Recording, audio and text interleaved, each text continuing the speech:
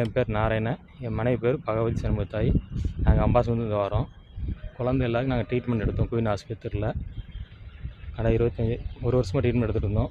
IVF ட்ரீட்மெண்ட்டில் கட்டி இருக்குங்கிறது ஒரு பிரச்சனையும் இல்லை, நீங்கள் ட்ரீட்மெண்ட் எடுக்கலாம், ஒரு பிரச்சனையும் இல்லைன்னு சொன்னாங்க. இப்போ கட்டினால ரொம்ப பிரச்சனை அடைஞ்சிட்டேன். மனைவி ரொம்ப கஷ்டப்பட்டு மீட் கொண்டு வந்திருக்கேன். வெளியே போவோம் 2 ஆப்ரேஷன் பண்ணியிருக்கிறேன். வேளாங்கண்ணி ஆஸ்பத்திரியில் போய் 2 ஆப்ரேஷன் பண்ணியிருக்கிறேன். ஜிஹெச்சில் முடியாது அப்படின்ட்டாங்க அவங்க.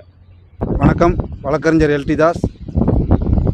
அதாவது அம்பாசமுத்திரம் பகுதியை சேர்ந்த நாராயணன் என்பவருடைய மனைவி பகவதி என்பவர் குயின்ஸ் கருத்தரிப்பு மையம் பாளையங்கோட்டையில் குழந்தை இல்லாத காரணத்தினால அந்த மருத்துவமனை நிர்வாகத்தை அணுகியிருக்காங்க. கடந்த ஜூலை மாதம், அந்த ஜூலை மாதத்துலேருந்து போன வாரம் வரைக்கும் அவங்களுடைய கட்டுப்பாட்டில் ட்ரீட்மெண்ட்டில் வழிகாட்டுதலில் இருந்துருக்காங்க.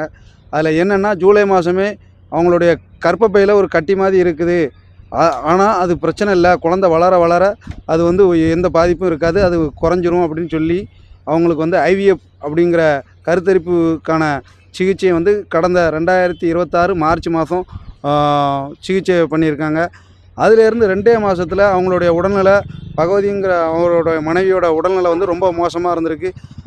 அப்போது திருநெல்வேலி அரசு மருத்துவக் கல்லூரி மருத்துவமனையில் போய் சிகிச்சைக்காக அனுமதிக்கப்பட்ட போது அங்கே இருக்கக்கூடிய மருத்துவர்கள் கர்ப்பப்பையில் கட்டி இருக்கும்போது எப்படி நீங்கள் ஐவிஎஃப் பண்ணலாம், இது முறையான சிகிச்சை கிடையாது, இது குழந்தைகளுக்கும் அந்த மனைவிக்கும் அவருடைய தாய்க்கும்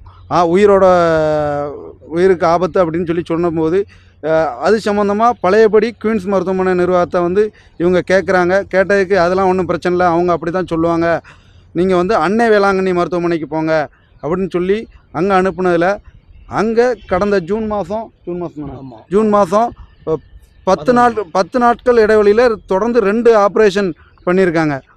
அந்த 2 ஆப்ரேஷனோட விளைவாக அந்த குழந்தைகள் 5 மாத கருவிலேயே அந்த 2 குழந்தைகளும் உயிரிழந்திருக்கு. கடந்த ஆகஸ்ட் 9ஆம் தேதி உயிரிழந்த அந்த துயர சம்பவம். அவரோட மனைவியும் உடல்நிலை ரொம்ப மோசமாகி காப்பாற்ற முடியாமல் பல லட்சங்களை செலவழித்து மனைவியை காப்பாற்றி வீட்டில் கொண்டு வச்சுருக்காரு. இவ்வளோத்துக்கும் ஒரு 5ஆம் கிளாஸ் படிக்கக்கூடிய 5ஆம் கிளாஸ் தான் படிச்சிருக்காங்க. அவரோட நாலேஜுக்கு எந்த விதமான மருத்துவ ஒரு அறிவும் இல்லை, பொது அறிவும் இல்லாதனால இவங்களை ஏமாற்றி பல லட்சங்களில் மோசடி பண்ணியிருக்காங்க. யார்? அந்த குயின்ஸ் மருத்துவமனை நிர்வாகம். 2 குழந்தைகளும் இறந்துடுச்சு. ஆமாம், 2 குழந்தைகள் கருவில் இருந்து 5 மாத 2 குழந்தைகள் சிசுவாகவே இறந்து போச்சு கருவிலேயே. நாங்கள் என்ன சொல்கிறோம், அவங்க பணமும் ஒரு ட்ரஸ்ட்டு அக்கௌண்ட்டில் தான் போட சொல்லியிருக்காங்க, ட்ரஸ்ட்டுக்கு நன்கொடையாக கொடுக்குற மாதிரி.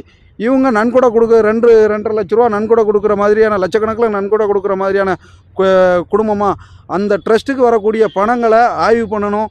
இதே போல் ஒவ்வொரு கருத்தரிப்பு மையங்களையும் ஆய்வு பண்ணணுங்கிறது எங்களுடைய கோரிக்கை. ஏன் அப்படின்னா, குழந்தை இல்லைன்னு சொல்லி ஒரு மக்கள் ஒரு கஷ்டத்தின் வெளிப்பாடாக கடவுளாக போய் பார்த்து அவங்ககிட்ட வரம் கேட்குற மாதிரி நிற்காங்க. அவங்க அந்த மக்களை பணம் சம்பாதிக்கக்கூடிய மிஷினாக பார்க்கக்கூடிய ஒரு அவலநிலை இருக்குது. அதுக்கு உடனடியாக தமிழக அரசும் சரி, மாவட்ட நிர்வாகமும் சரி, உடனடியாக போர்க்கால அடிப்படையில் நடவடிக்கை எடுக்கணுங்கிறது எங்களுடைய கோரிக்கை.